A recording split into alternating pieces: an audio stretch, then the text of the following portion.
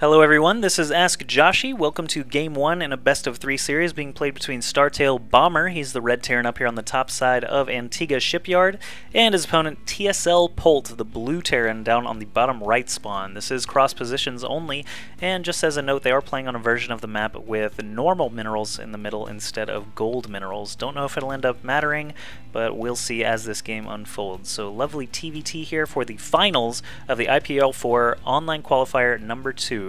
Both of these guys have just won their semifinals, and they're both probably ecstatic because that means that both of them get free flights, free hotel, and guaranteed prize money at IPL4, the live event in Las Vegas, Nevada, in the United States. So we'll see which of these guys is going to win the finals, which is being played out for seeding. This is going to determine which group they are placed in at IPL4. Both of them still getting guaranteed prize money whether they win or lose. Just matters which group, just only affects what group they get placed in at the actual live event. So supply depot, of course, being the first thing built for each player. Polt actually looks like he's going to be doing a wall off at the top of his ramp, kind of interesting, and going refinery first rather than a barracks, and StarCraft.Bomber is actually going to build that barracks, not walling off the top of his ramp. Interesting little differences between the two players. Polt, of course, has quite a lot of accomplishments. The one that sticks out for most people is the fact that he got first place at the GSL Super Tournament. Fun fact about the GSL Super Tournament, I was living on Cat's Pajama's floor in San Francisco for a 2-week span, and the Super Tournament was right in the middle of that, so I actually watched the GSL Super Tournament while sleeping on the floor at Cat's Pajama's house like one of his cats. And we also had a bunch of guys from Well Played, including Sea Gnome, and I believe Feds was there, and Feargorm, so we actually had a fun little night of GSL. The Super Tournament was the same night as the GSL Finals, so we got to watch all of that awesome StarCraft in my first couple of weeks here in San Francisco working for IGN. So a little bit of a little reminiscence there, so I'm glad that Polt actually is qualified. StarCraft.Bomber is also qualified, because that means I'll get to see both of them at the event in Las Vegas. SCV scouting ahead now for Bomber. The wall-off is nearly complete here for Polt, and he's already building a factory away to the back a little bit. Both players probably going for that 1-1-1. Their builds are still pretty similar despite Polt going refinery first, but if Polt can get over here and build a supply depot before this SCV gets in here, then the factory will actually be concealed. There he goes. He actually lowered the depot so that the SCV could get over here faster to build the second depot. I like it. And now he's got to be careful with this depot. This SCV is trying to get in desperately, but the Marine just walks down the ramp, blasts him in the face a few times, and the SCV decides he'd rather live than find out what Polt is doing inside of his main. Factory nearly completed here for Polt. It looks like Bomber is not too far behind with his own. Second refinery coming up for Bomber, but Polt's already ahead of the game in that regard. He's got quite a good gas income already. Both players with very similar mineral incomes, of course. And Starport already beginning for TSL.Polt. One barracks, one factory, one starport. Ooh, how surprising. 1-1-1 build actually for both players now. I'm wondering if this is going to turn into Banshee Wars. Very possible. Sometimes each player will build a Banshee just to see how many SCVs they can milk out of the other players. Try and get some free economy kills there. Supply depot going up for Bomber. Not too much going on there. Tech lab being added onto the factory, so the starport will likely flip onto that tech lab and most likely start building a Banshee. Polt doing that as well. So what will he build first? It is going to be a Banshee. Alright, so let's see as the starport finishes. Probably going to flip and turn that Banshee on as well. Cloaking field being researched now for Polt, so he's a little bit ahead of the game. He's actually 15 seconds, 10-15 seconds ahead of Bomber also getting that cloaking field upgrade. Has not started to build a Banshee yet. His economy is just a little bit slower in that regard. So Polt actually has done this quite a few times, it seems. He's actually getting very, very efficient at it and building more supply depots in the smokescreen area of his main so that no dirty surprises happen there. Bomber has not done the same to his own smokescreen, so Banshees could be hiding there and cause some trouble for him a little later on. We'll see if Polt actually utilizes that or not. First Banshee already out on the field, headed over to Bomber's base. Cloaking field not quite done yet, but the second Banshee is already in production as well. Banshee Wars, man, what are you going to do? He actually stops the Banshee in the middle of the map to take a look at the Zeltnaga Tower, but there's no Marines, no juicy Marines to kill there, so he's just going to continue moving straight upward toward Bomber's base. This is cross positions only, like I said. Oh, Banshees flying past each other, oh my goodness, both of them are going to have cloaks soon. So let's see how many SCVs Polt can actually squeeze out of here.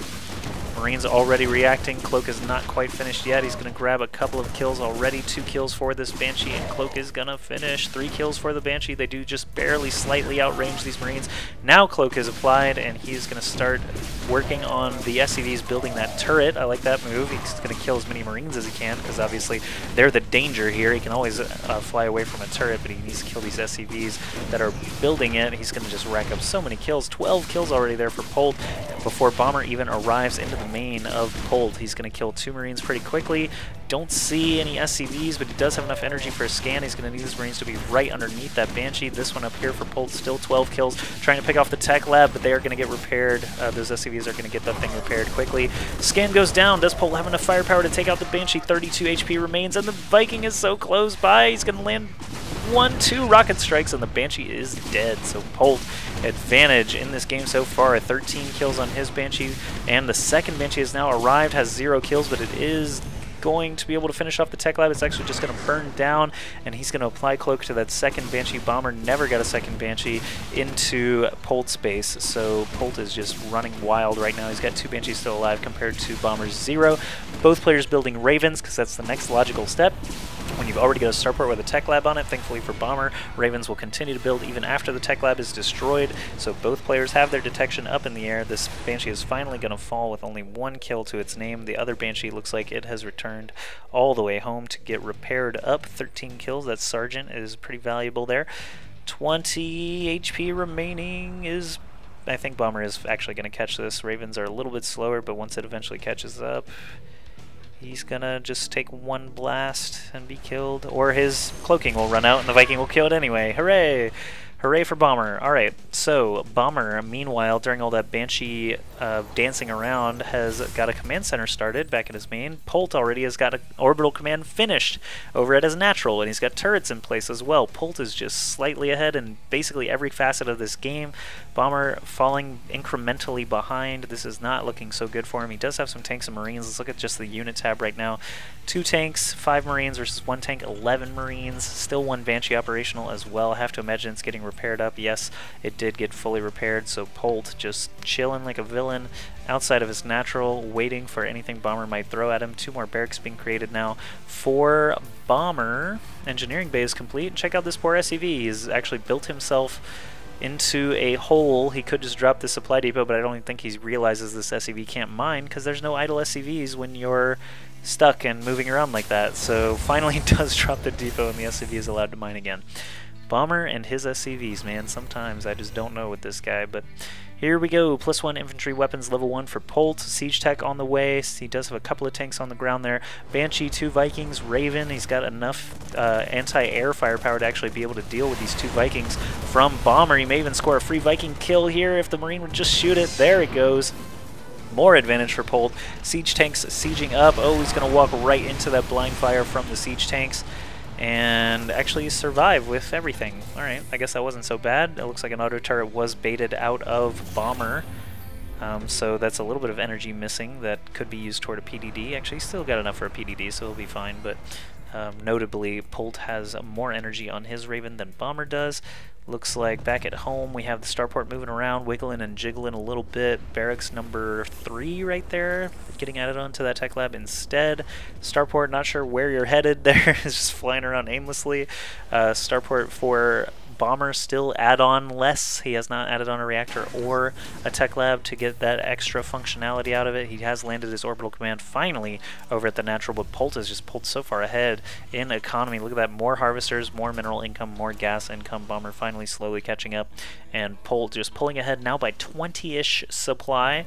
Building some more depots, 4 depots at a time in fact, and just cranking out these bio units. 2 more barracks on the way, stim pack being researched for both players, combat shields and infantry weapons level 1 all being made now for Polt, and Bomber is actually the one on the move here. He doesn't have his +1 upgrades, they actually just started, so Polt again just incrementally ahead. Bomber may need some sweet positioning here to be able to do anything. He notably does not have a medevac in this group of units, so he's not going to be able to do too much shenanigans here on the low ground. He could siege up and hit a couple of supply depots and maybe even this tech lab that's just about to finish combat shields, but Polt is all the way over at Bomber's base. They actually might just do a base trade. Bomber realizes the army is not here for Polt. Polt realizes the army is not here for Bomber. He's just going to start shooting stuff and move up the ramp, and Polt actually a little bit ahead, pulling his orbital command, lifting off. There's a command center being built here for Bomber. It's actually going to get taken out very quickly, and this orbital still has not lifted off. Bomber has less stuff than Polt. Polt is already in the main, taking out some stuff. That wall off actually proving to be quite useful here in this case. SCVs surrounding the siege tanks. The siege tanks are not spread out enough. They're just actually going to blast each other in the face. All these SCVs surrounding tanks is actually quite incredible. Siege tank here actually thinned out this marine count, and the siege tank count of Bomber just huge significance there. Bomber actually ahead in supply, but actually GGing because this standing army is just too much for him to be able to handle. Bomber actually losing game 1 already. There were no SCVs. Were there actually no SCVs? 0 SCVs. Oh, sorry, 1 SCV total for Polt, and Bomber GGs because his tanks are about to go down.